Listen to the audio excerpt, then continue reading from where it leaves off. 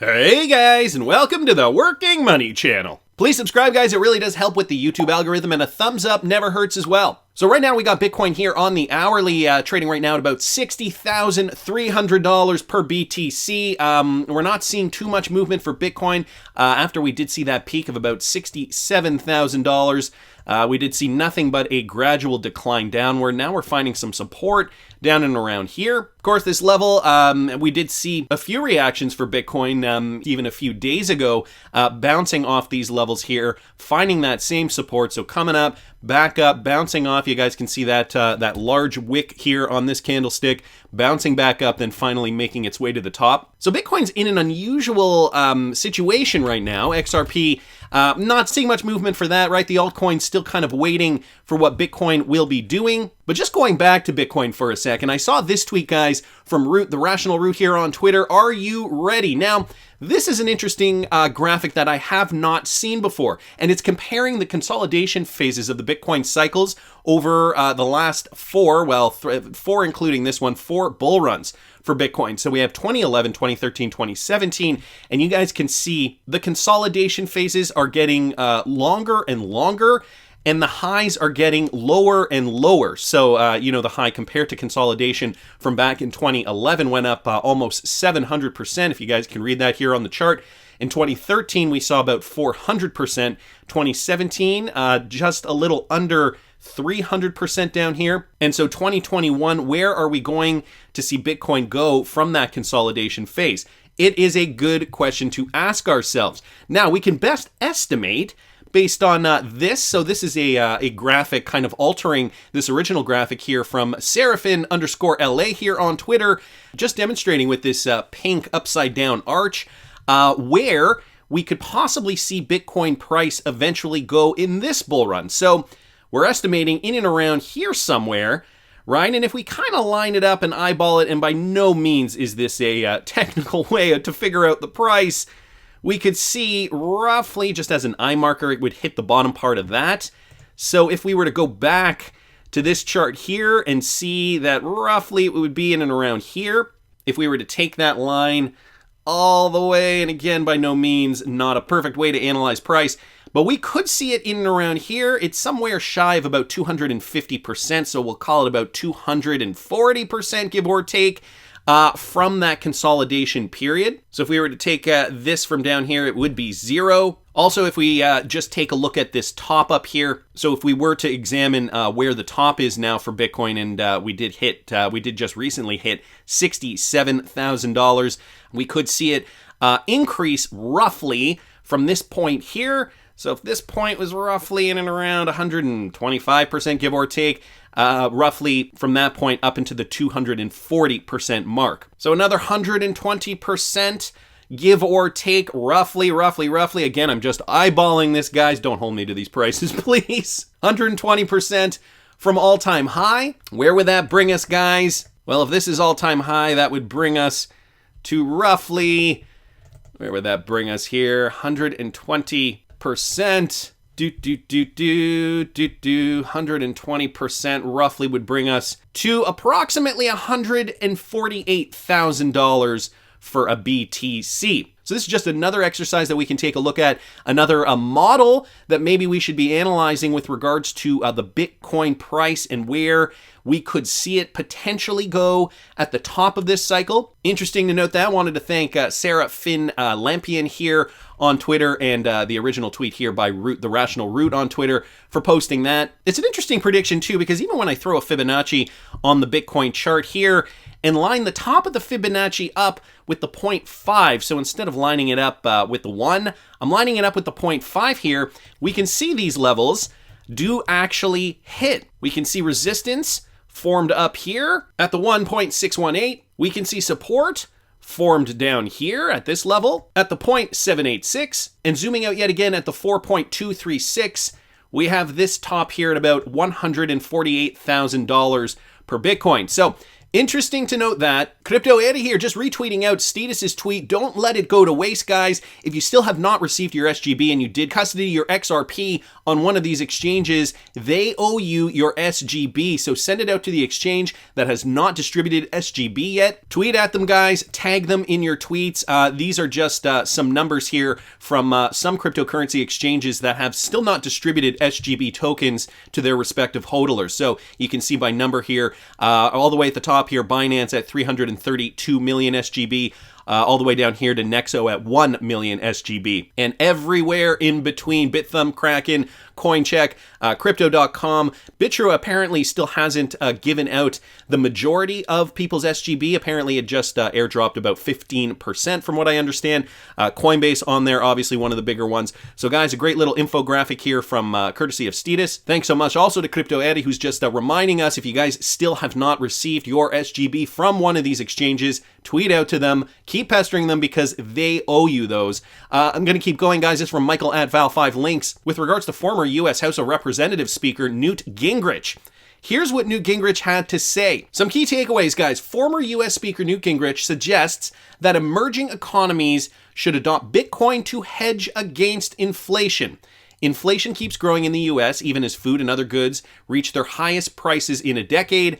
However, investors are beginning to choose Bitcoin as a hedge asset. So this coming from Newt Gingrich, the latest political figure to weigh in on inflation concerns. He suggests that countries should hold Bitcoin in their currency reserves as a hedge against inflation. Gingrich, who is also currently an advisor at the International Bitcoin Advisory Corporation, an Israel-based firm, argued that emerging economies would benefit the most from following such a line of action as they face the risk of being outplayed by larger economies that called the shots in the global economy with their position and power. And so he's also citing this example here of El Salvador, as we all know, just started using Bitcoin, just started accepting Bitcoin as legal tender in that country. And so now we have former U.S. politicians here going out and saying this, warning countries, for all intents and purposes, to get on the crypto train, in this case, get on the Bitcoin train, because inflation is coming. You know, this is something that many people still are not going to understand fully.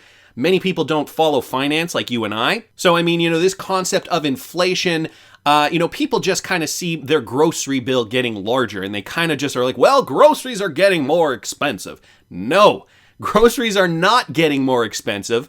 The reason your grocery bill is so high is because your dollar is worth less. And this is just going to continue and continue and continue. So hedging against the inflation with cryptocurrency. Now he is suggesting that emerging economies do this, but I would even take this one step further and say, every Tom, Dick, and Harry out there, the everyman, should be investing in cryptocurrency in one way, shape, or form as a hedge against the US dollar or the Canadian dollar or the euro, the yen, whatever it is, guys. All these nations around the world have been printing money, and so there's no real other outcome for this. Inflation is coming. Newt Gingrich is warning you, and so am I. Gonna keep moving, guys. This from Susan Friedman here on Twitter. Great to see Australia's policymakers recognize the potential of crypto and the necessity of regulatory clarity for this new and emerging tech sector. But even bigger than that, Ripple's recommendation made it in their framework. Any future regulatory framework should be technology agnostic. That was included in their final report. So just real quickly here, the Australian Senate's Select Committee on Australia as Technology and Financial Centre, or the ATFC, has today presented its final report outlining its recommendations for a clear regulatory framework for the digital asset sector in Australia. The report includes a total of 12 recommendations, including the establishment of legal structures to recognize decentralized autonomous organizations based on advice from crypto firms and organizations, including, but not limited to, Ripple, and R3 is also in there. The authors of the document stressed that any future regulatory framework should be technology agnostic and should not explicitly or otherwise endorse any particular technology. In practical terms, this means that financial services using digital assets should not be treated differently from traditional financial services. We propose that the Australian government aligns digital asset regulations with requirements imposed on the same asset in its traditional form, with the principle of same risk, same activity, same treatment.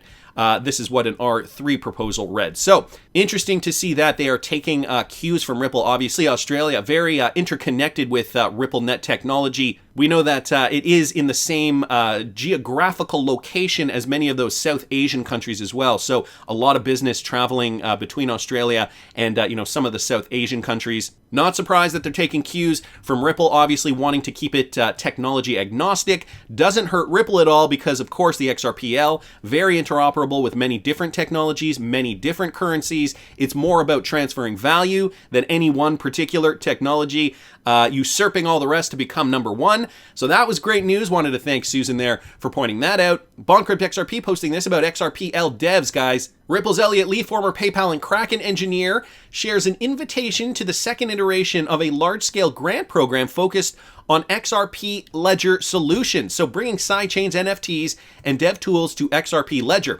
According to the latest tweet shared by Mr. Lee, RippleX and the XRPL Labs are inviting all blockchain developers to take part in the XRPL Grants program. And guys, here's the tweet to that effect. The second round of the XRPL Grants program, which is Wave 2, welcomes both projects working on improvements to the XRP Ledger, core technology, and end-user retail applications.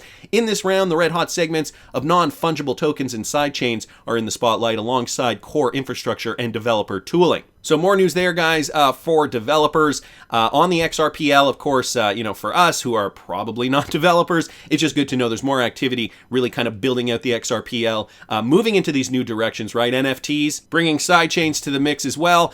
So just a quick little update on that. Wanted to thank Bondcrypt XRP for posting that. This one from the Wrath of Kahneman, guys. In June, Nubank became a Ripple user when they contracted with Ripple user Remessa Online for remittances. Nubank is a Brazilian neobank backed in part by Warren Buffett. So here's the article. I'm going to just translate that from Portuguese to English, just so I can read it for you guys. Company announces partnership with Remessa Online, which uses Ripple technology for faster, cheaper, and safer international shipments. So again, an older article, but the connection here is actually quite stunning. The Nubank announced this week a partnership with the fintech online shipping to allow their customers to send money abroad. So again, this was back from the summer. Thus, the bank's customers will be able to make international remittances through Ripple's distributed payment system, which is used by the partner company. According to Nubank, digital bank customers will be entitled to a lower administrative fee on the transfers they make up from their app until September 13th. The discount will be 15%. So that was a promotion they had back then when they first launched this. Well, I'm going to keep going down here in this thread, Wrath of Kahneman, showing us a source here, just connecting this together, guys, with none other than Warren Buffett. So just to tie it together, the rapid rise of Brazilian financial technology firm Nubank has been noticed by the iconic investor Warren Buffett. Earlier this week, Buffett's Berkshire Hathaway invested $500 million into the company, now one of the world's most valuable startups, with a private valuation of over $25 billion. So Nubank co-founder Cristina Junqueira said Wednesday during Fortune's Global Forum conference that she speculates Berkshire saw an opportunity to stay ahead of the trend, and we're seeing all over the world of digitization more and more so. The digital bank, which operates no physical branches, now has about 40 million customers. Of Brazil's population of 200 million, over 16 million people do not have bank accounts. So again, hitting on that unbanked or underbanked point, something that Ripple has been focusing on since the beginning. The phenomenon Junqueira attributed to people just feeling embarrassed and out of place of coming to a bank branch. He explained that customers may be put off by the very hostile experience of visiting a Brazilian bank office, which could contain bulletproof glass, metal detection system, so on and so forth. So she's attributing part of that to a cultural thing. A lot of people feel they're being treated like criminals when they get into a bank branch. So for the Brazilian people now, they have the opportunity to sign on with Nubank. So if they were underbanked, if they were intimidated to go to a traditional bank to begin with, Nubank, an online option, which is kind of where banking is going anyway. And as we can see here, Warren Buffett, an investor in that bank. And this article was just from about a month later, just to show you guys the connection here. Nubank will use Ripple to provide international transfers. So that Berkshire Hathaway, Warren Buffett connection, that is something new that I missed from this summer that I did not hear about. So I thought it would be important to bring to your attention. Gotta thank Wrath of Kahneman, though, for uncovering that. Great research, my friend. Gonna move, though, guys, because there is an update on the David Schwartz Liberty Ship tweet that he tweeted back on October 11th. You guys remember the video I did on this. I'll link it up here if you guys didn't catch it. Well, guess what just came out yesterday, October 23rd? That Danon 1776 picked up on. So we remember the Mr. Poole tweet here, guys. London Bridge being flooded. This back from May of 2021, May 17th, 2021. For the exact day of that tweet. We know David Schwartz did tweet this out on October 11th, so not too long ago, with the Liberty era ship.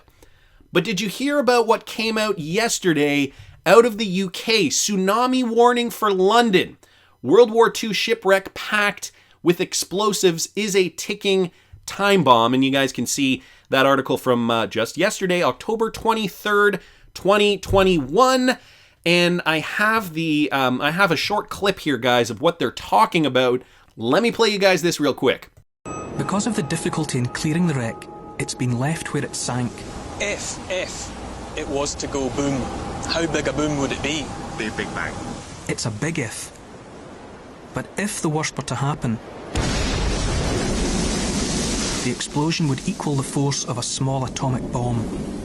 Government experts estimate that the blast would throw debris 3,000 metres into the air, and a subterranean shockwave could damage buildings up to 3 kilometres inland. The seismic jolt would be measurable around the globe. So boom goes the dynamite, quite literally. Well, it hasn't exploded yet, but this is what officials in the UK are warning about. A tsunami, a man-made tsunami because of a shipwreck packed with explosives from the World War II era. Which brings us back to the David Schwartz tweet, WW2 era Liberty ship heading away from us. And so in this article too, you guys notice the SS Richard Montgomery was an American Liberty ship that sank and split in two during a storm in the Thames estuary off Sheerness during World War II. It has remained there ever since. So, I mean, you know, David Schwartz, he could be from the future. I'd like to think he is from the future, and he's just kind of playing with us on Twitter. But how coincidental is that David Schwartz would have posted this World War II era Liberty ship specifically? And in this article here, they're talking about an American Liberty ship that sank and split into two during that storm, bringing us back to this Mr. Poole tweet, this cryptic tweet, when this was on nobody's radar back in May of 2021. So a tsunami, an explosion. Could this mean more? Of course, we know ODL corridors already going to the UK through other countries like, I believe Thailand is one of them, in Brazil, from if I'm not mistaken. But there was also this, guys, coincidentally, this article from 1 year ago exactly yesterday, October 23rd, 2020. Also interesting to note that this date was before the SEC lawsuit was announced regarding Ripple and XRP. $10 billion crypto firm Ripple considers relocating to London over US regulation. So could there be more to this, guys, than meets the eye? Is David Schwartz toying with us? And also consider, could this possibly be a warning for a potential Black Swan event if this ship does indeed explode? All things to consider, but I want to hear what you guys think. Please subscribe to the channel if you haven't already. Like the video if you like the content I'm providing. I always love hearing your comments. See you in the next one, guys.